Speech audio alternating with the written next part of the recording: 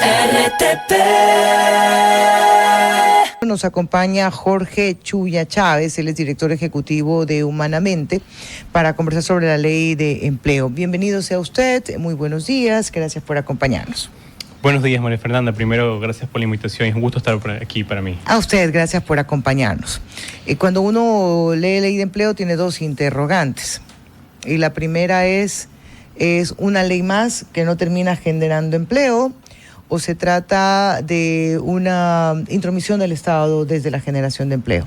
¿Cuál es su lectura sobre esta ley? Mi lectura, y en términos para que comprenda la gente, es como darle paracetamol a un enfermo crónico. Okay. El problema del empleo en Ecuador es gravísimo. Revisando los datos del año 2024, solamente 3 de cada 10 ecuatorianos tienen empleo en Ecuador.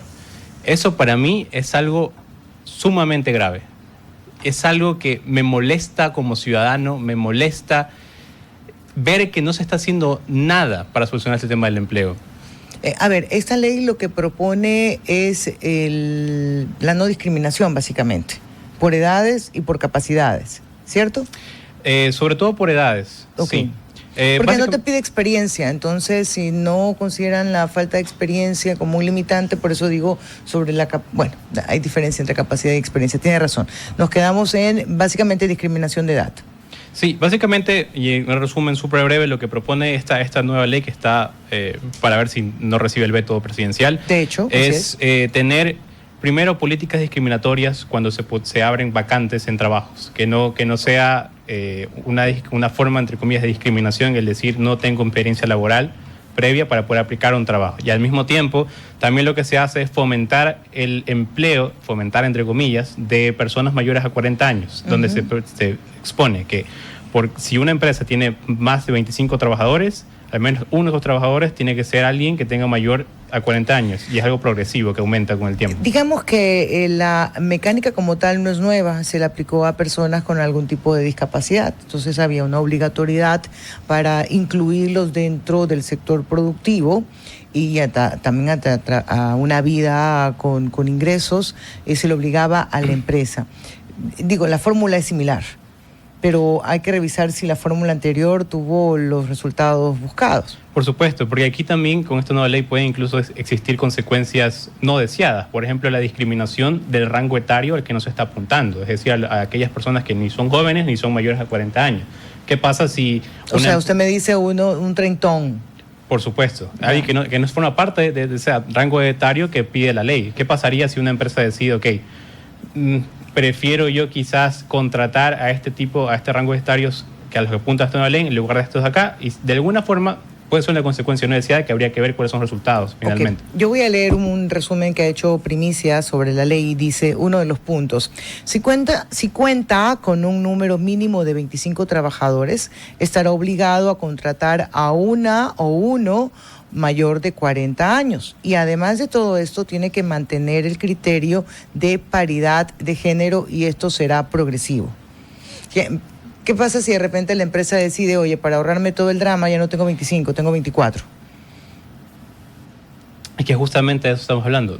Al final hay dos cosas aquí. La primera es ver finalmente cuáles son las consecuencias no deseadas o las no pensadas de la ley en el caso de que se llegue a poner en la práctica. Y la segunda, que para mí es lo más importante, ¿esta ley realmente va a fomentar el empleo?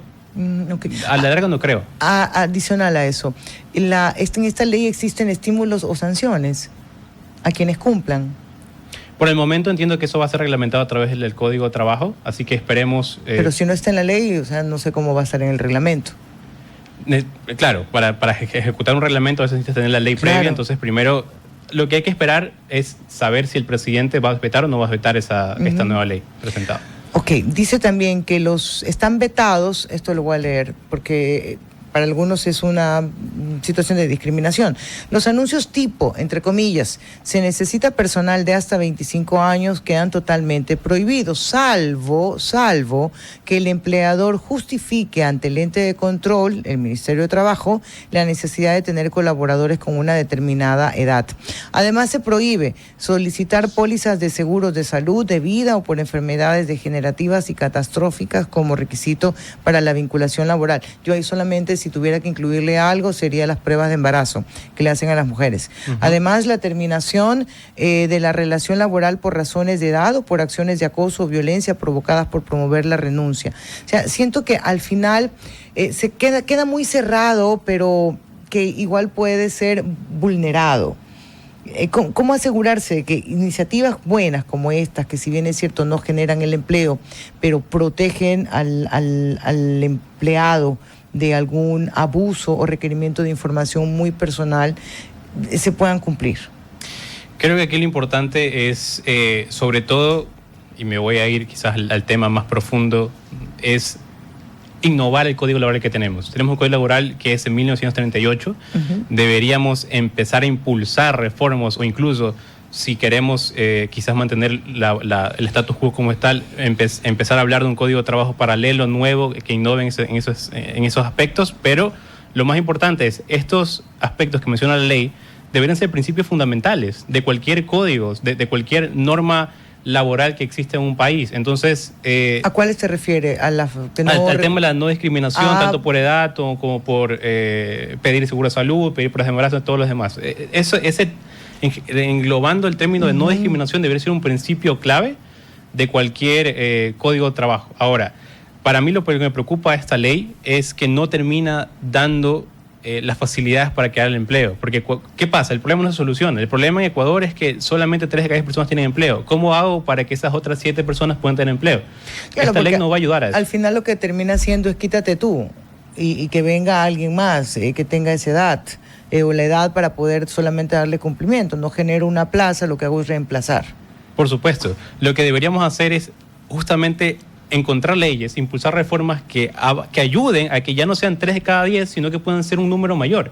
Por ejemplo, ¿usted qué incluiría? ¿Qué promovería en esa reforma que usted sostiene se debe hacer?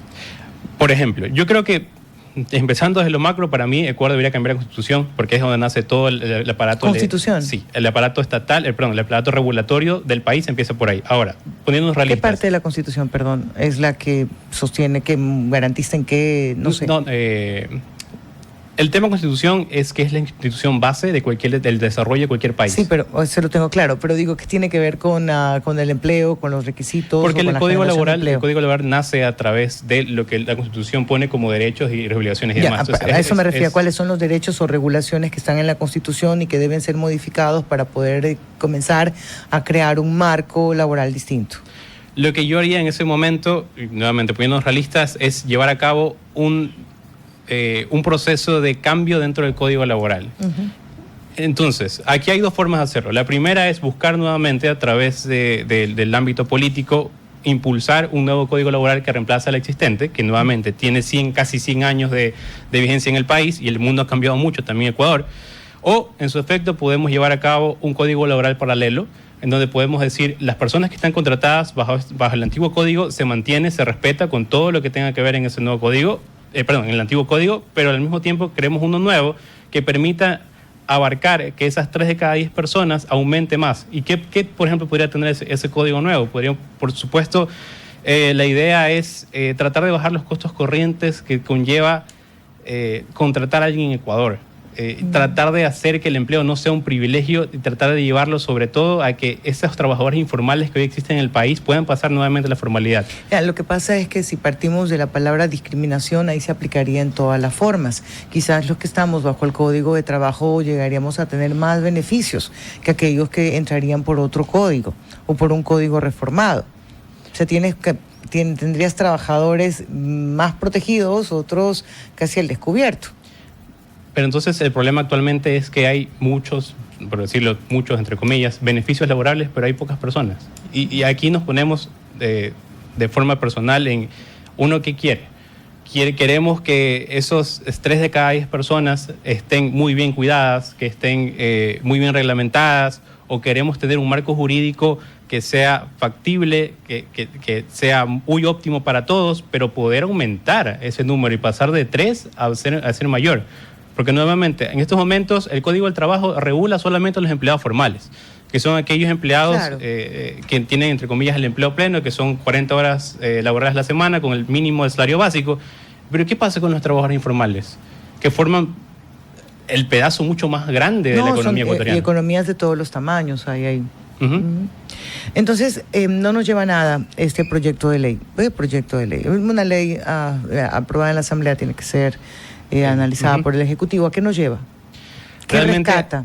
A mí no me produce una sensación de victoria. Como lo mencioné al inicio, para mí es darle una pastilla de paracetamol a un enfermo crónico. El problema del empleo es mucho más grave que eso. El problema del empleo tiene que ver con cómo yo hago que esas 3 personas aumenten para que muchos ecuatorianos puedan acceder a ese empleo. Y eso pasa por ley, dice usted, siempre y cuando se haga una reforma al Código de Trabajo. Sí, eso pasa. O un nuevo Código de Trabajo. Eso. ¿Y no será que no tiene que ver con leyes, sino con la propia dinámica de la economía que tenemos? En este caso particular, en Ecuador, existe un ambiente de rigidez laboral. Y eso es muy importante. Entonces, por ejemplo, yo veía datos. En el año 2015, que creo que entró en vigencia en 2016, se eliminó algo en Ecuador que se llama contrato plazo fijo.